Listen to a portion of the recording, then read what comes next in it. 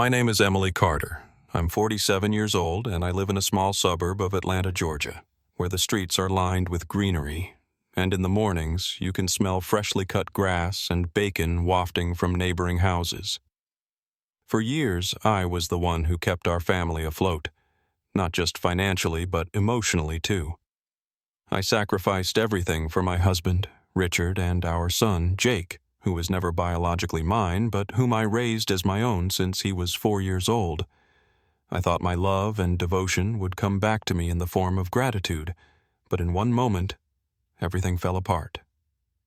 My world turned upside down during Jake's high school graduation, on the day I expected to hear words of appreciation for everything I'd done.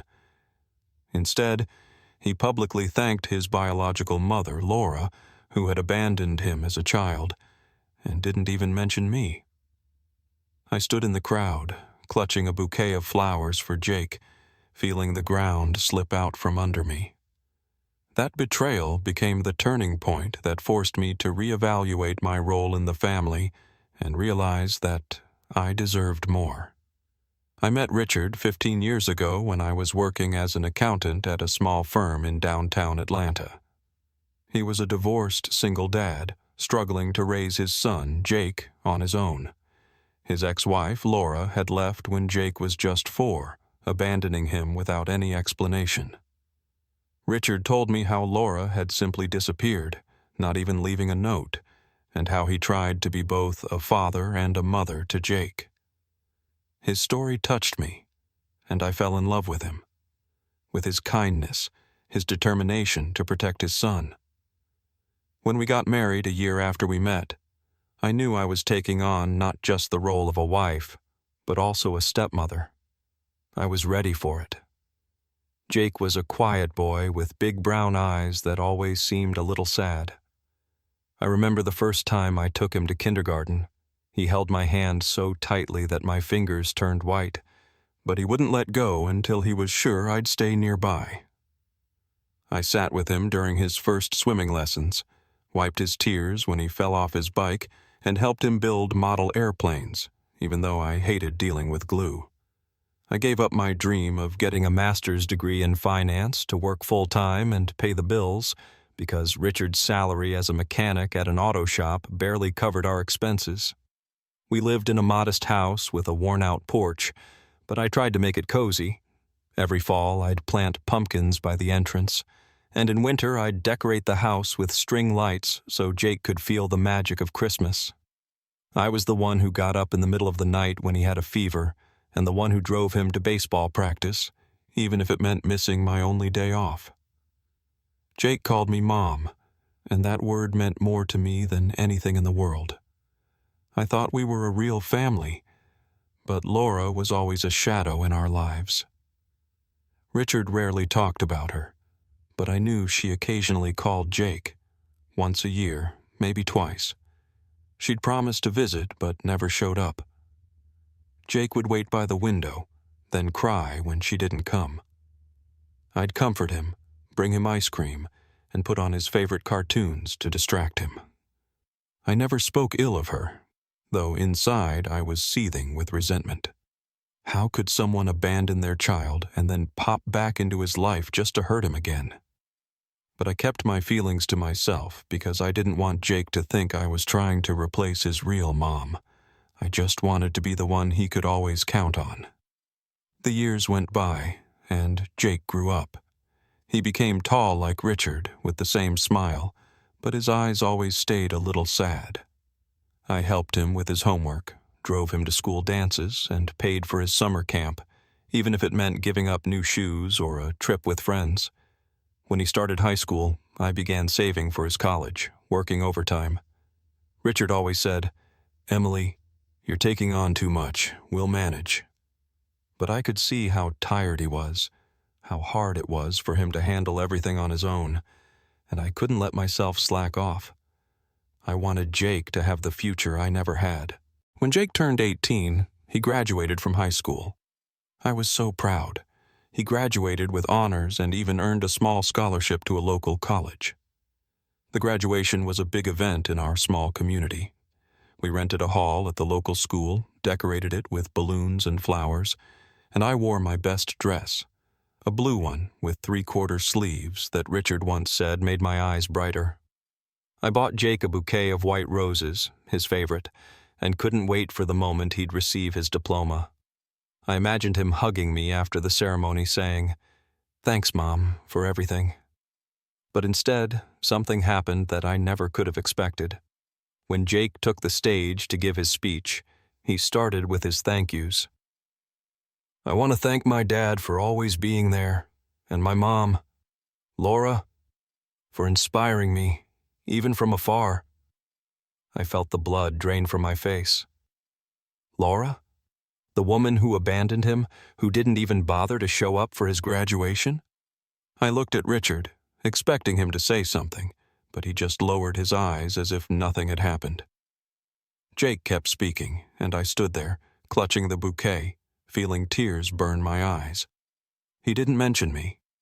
Not a word, not a single word about the woman who raised him for 14 years, who sacrificed everything for him.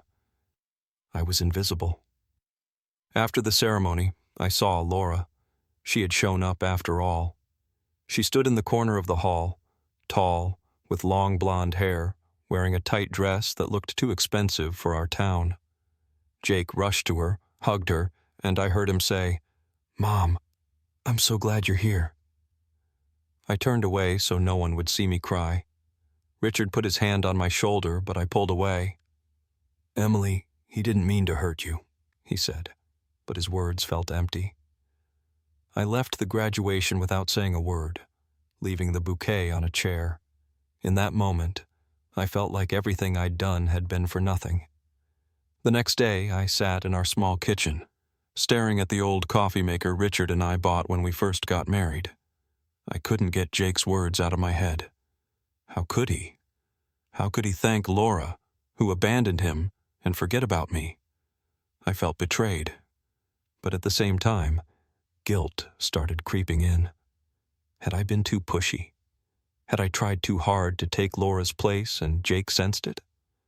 I tried talking to Richard, but he just brushed it off. "Emily, you're overreacting. Jake loves you. He just wanted to give Laura a chance. She's his real mom, after all." Those words cut me like a knife. His real mom? Then who was I? I couldn't stay silent anymore.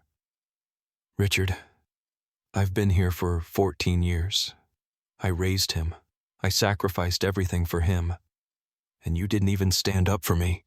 You just sat there and watched him act like I don't exist." Richard sighed but said nothing. I realized I was alone with my pain. A few days later, Jake left for college. He called me before he left, but the conversation was brief. "Mom, I'm heading out. Thanks for helping with my stuff," he said, but there was no warmth in his voice. I felt like he was calling out of obligation, not because he wanted to. I replied, "Good luck, Jake," and hung up. After that, I couldn't pretend everything was fine anymore. I started pulling away from Richard. We barely spoke, and every evening I sat alone on the porch, staring at the stars, trying to figure out where I went wrong. I felt empty, like everything I'd poured into this family had vanished. But in that emptiness, I started asking myself, what if I deserve more? A couple of months later, I decided I couldn't live like this anymore.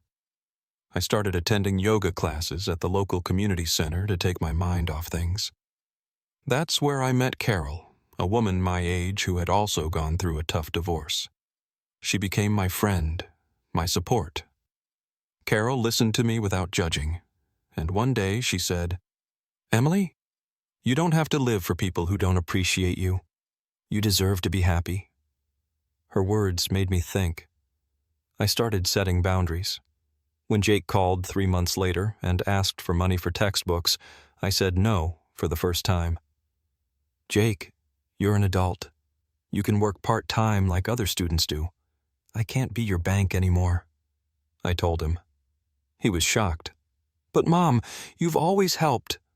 "Yes, I've always helped. But you showed me at graduation that I'm not that important to you. So now it's time for you to manage on your own, I replied. My voice trembled, but I felt relief. For the first time, I chose myself. Richard, of course, wasn't happy. Emily, you're being too harsh on him. He's our son, he said. He's not my son, Richard. He's your son. And he showed me where I stand, I answered. That conversation made me realize our marriage was falling apart too. Richard and I started living like roommates. We slept in separate rooms, barely spoke. I didn't want to be the one who always gives and gets nothing in return anymore. A year passed. I filed for divorce. Richard tried to stop me, but I was firm. Emily, we can fix this, he said. But I knew it wasn't possible. I was tired of being invisible. After the divorce, I moved into a small apartment in downtown Atlanta, closer to my job. I went back to my dream. I enrolled in online finance courses and started working toward a certification to become a financial analyst. Carol became my best friend, and we often spent evenings together, cooking dinner or walking in Piedmont Park. I started feeling alive, like I was breathing fully for the first time in years. Jake wrote me a letter a few months after the divorce. He apologized for the graduation, said he was foolish, that Laura had disappeared from his life again, and that he realized how much I'd done for him. Mom, you were always my real mom. I'm sorry I didn't see it, he wrote. I read the letter, and tears streamed down my face. But I didn't respond, not because I didn't forgive him, but because I didn't want to go back to the life where I was invisible. I'm sitting in my new apartment, drinking mint tea, looking out the window at the city lights. I'm not the Emily who lived for others anymore. I've learned to value myself, and that's the most important thing I could have done. Sometimes family isn't the people tied to you by blood. It's the ones who see the real you. And I've finally found those people. As for Jake, maybe one day we can start over, but it'll be on my terms.